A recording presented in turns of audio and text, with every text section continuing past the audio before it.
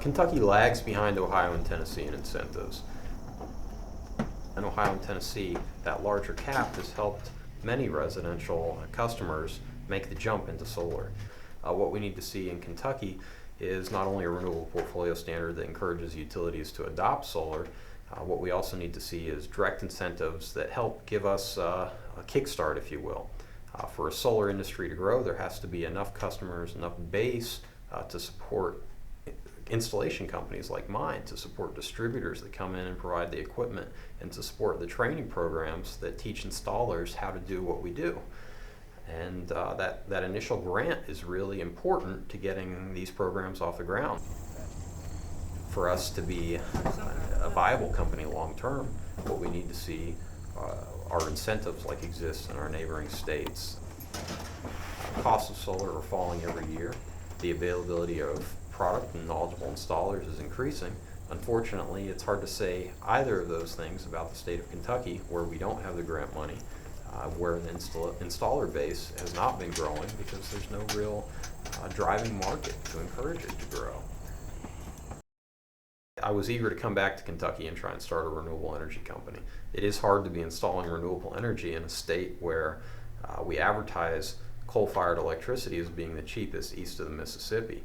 At the same time, renewable energy is necessary to really take Kentucky forward in the future. But what we need to see is a Kentucky legislature that's aware that you shouldn't put all your eggs in one basket. There's more to Kentucky energy than coal. Kentucky has not adopted a renewable portfolio standard for the state, but most of our neighboring states have, and now most of the U.S. has. And we expect that there is potential the federal government will in the near future as well. And it's likely that solar is going to be part of that renewable portfolio standard. And if Kentucky is lagging behind on adoption of solar, we're the ones that are going to pay for it.